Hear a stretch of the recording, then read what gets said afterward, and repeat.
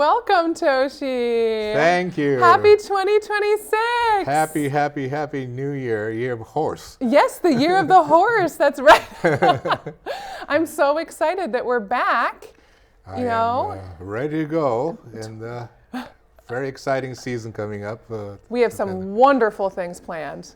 So, but let's talk about maybe the most immediate upcoming performance, January 24th.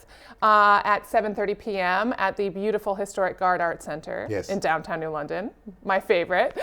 We have a night in Vienna.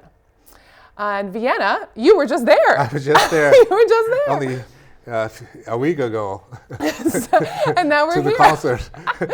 You're bringing Vienna to us. Jet lagged and everything. Vienna has often been called in history, right, the city of music for centuries. It's generally called the capital of the music world, I think. Yeah, absolutely, 100%.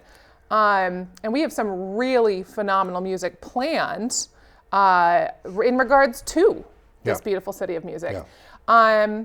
How do you feel that these pieces are an authentic representation of that beautiful city? Well, first of all, three composers that we are representing in this concert the best classical period, music period composers, Haydn, Mozart, and Beethoven. No others really comes close to them, you know. So, and they all lived in Vienna. Absolutely. That time. That's the very important part. Mozart was in Salzburg, then he moved to Vienna. Beethoven was born in Bonn, Germany, moved to Vienna. And Haydn, from rural outskirts of Vienna, you know, came to Vienna, and anyway, their activities were really concentrated in that city. Sometimes they went on concert tours there and here, Mozart especially. But I think the spirit of the Vienna is led by the Habsburg Empire. Mm-hmm.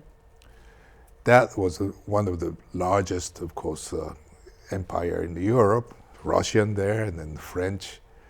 But Habsburg in the Central Europe had a great influence, and they supported arts.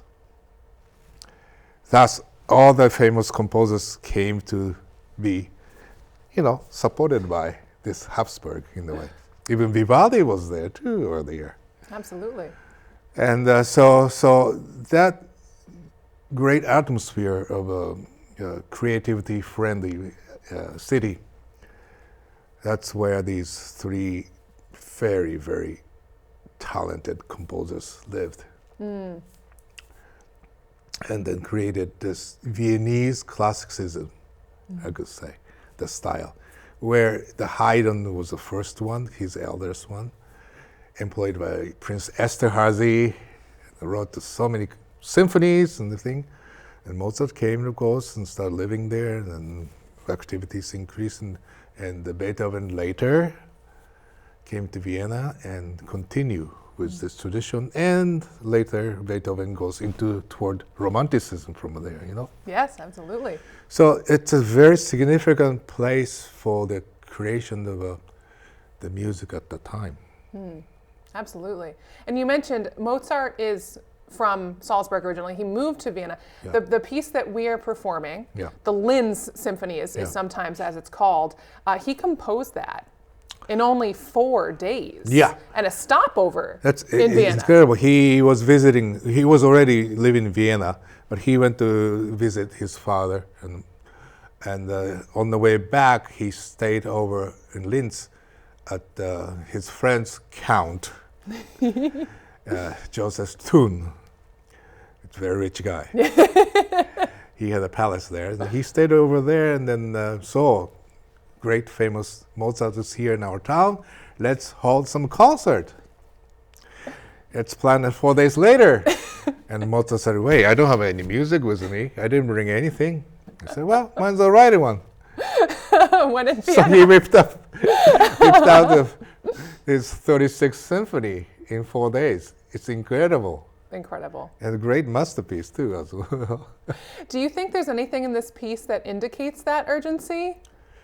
No, really. That's a surprising thing about the Mozart. He had the music already. Probably was when he heard that he has to write the music. He was ready. So okay, put new software into the new symphony, and it was there in his mind already. He just had to write it down and write it down and write it down. And but musicians those days had to practice, right? Yes. So I wonder what happens. I don't know, but I didn't think they even had the time to rehearse that much.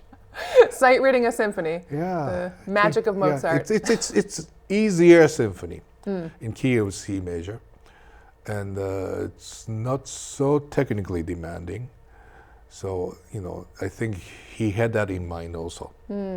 That's really interesting.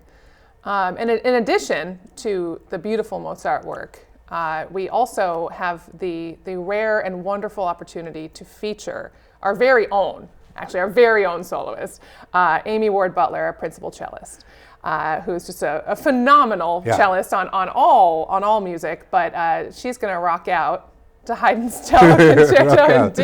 Yes.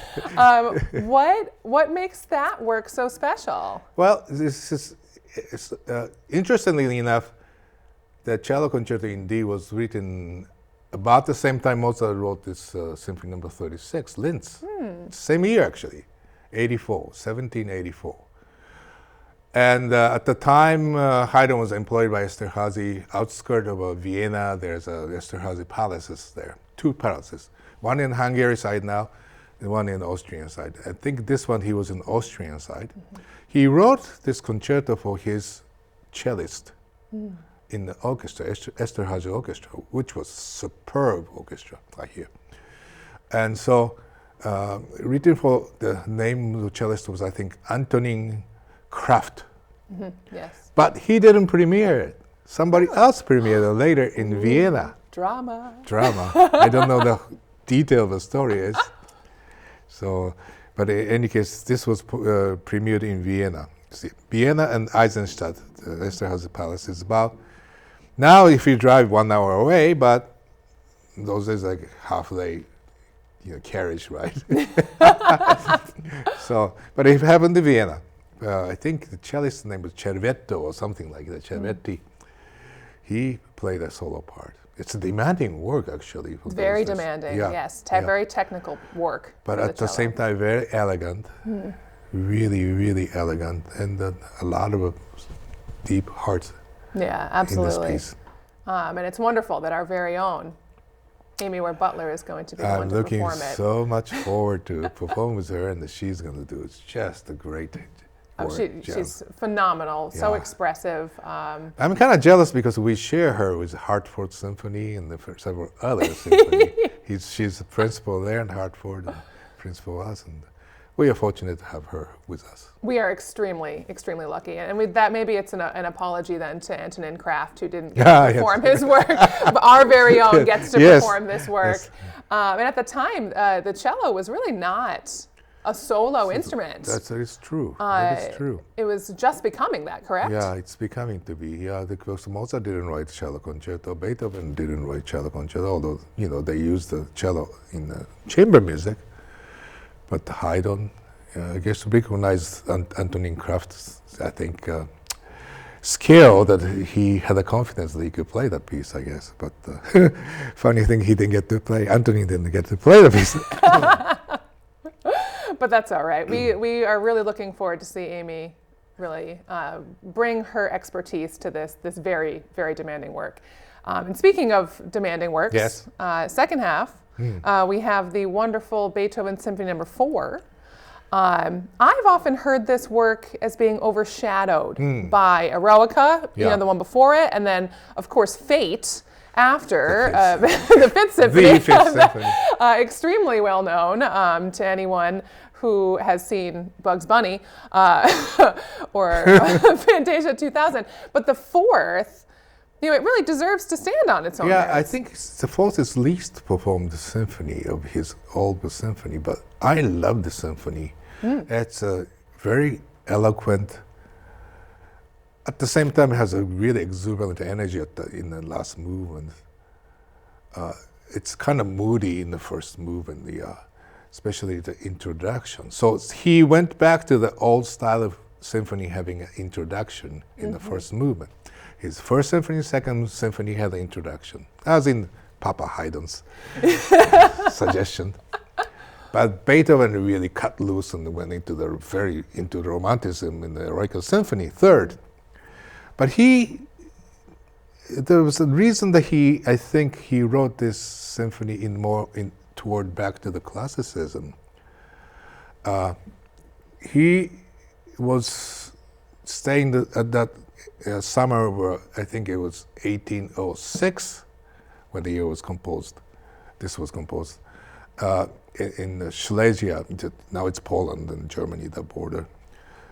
His friends, Count somebody, was invited him, so he went. Lefkowitz, that was it.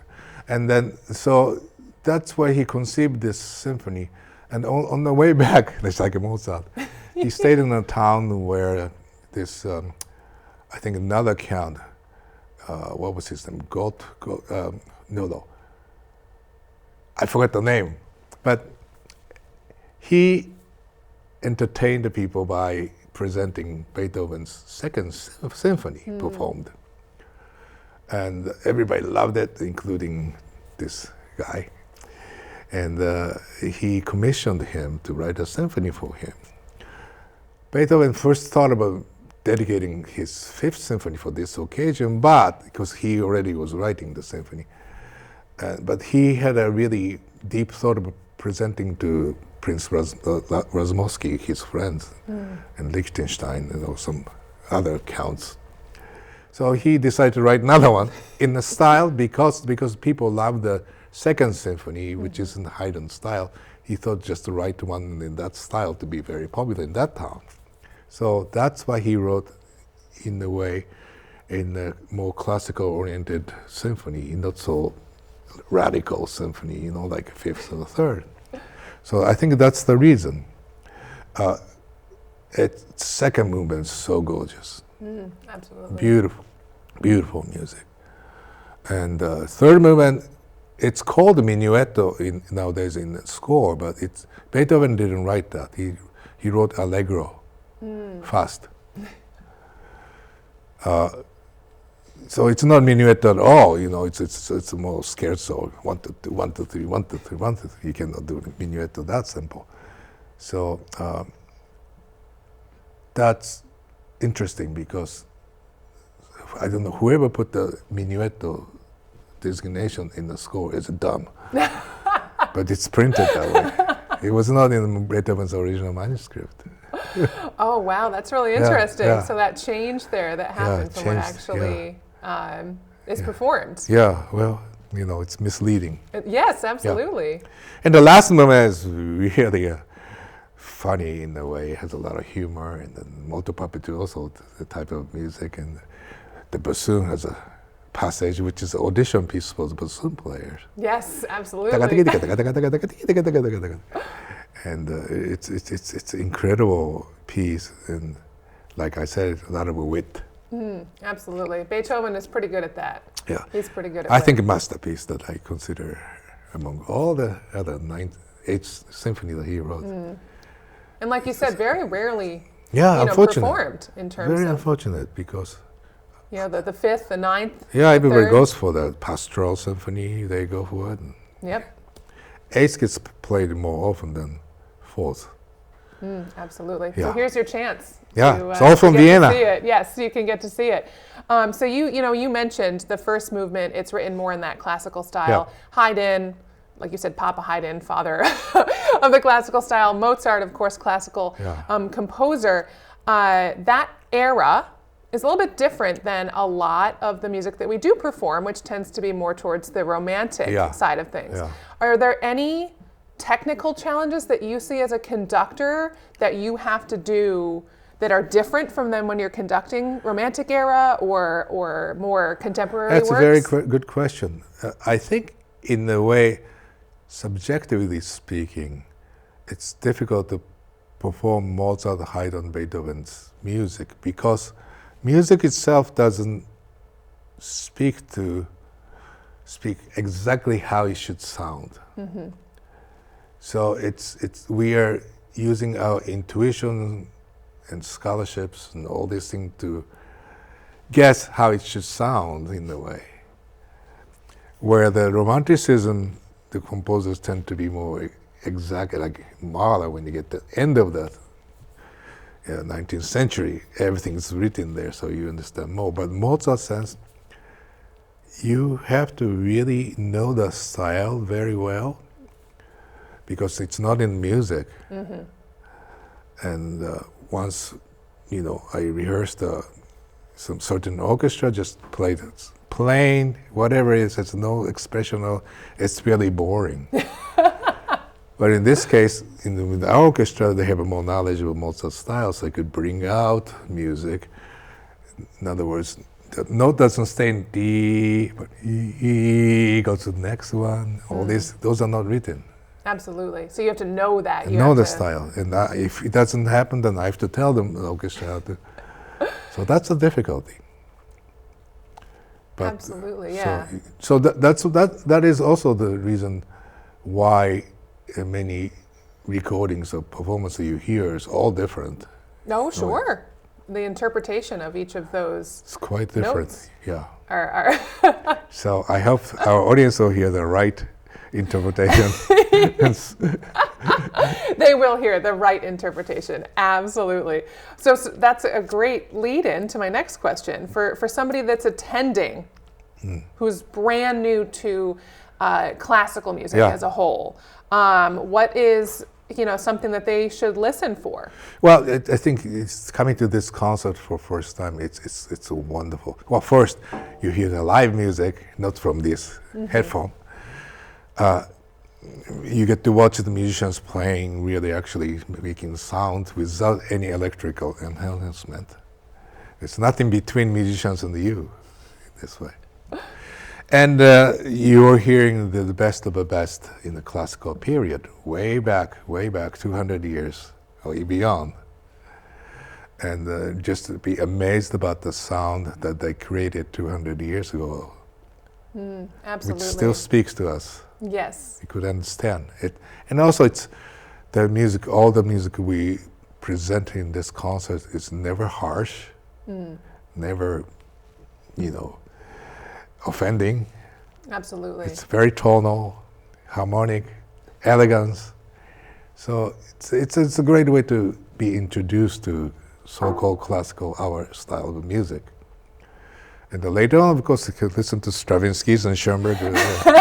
But for now, it's a great beginning, I think. The orchestra is smaller, of course, because at Mozart's time, Haydn orchestra tend to be smaller size. The Romanticism expanded, more intimate in a way. So it's also good. Absolutely. Yeah, but when you have that smaller orchestra, you have to be more precise. Yeah, difficult. It's difficult to perform Beethoven, Mozart, Haydn's music. Absolutely. Which piece are you looking forward to conducting the most? Oh, that's a hard question. I love them all, But I think I like Fourth Symphony. I've conducted it many times, and I've known to love the piece.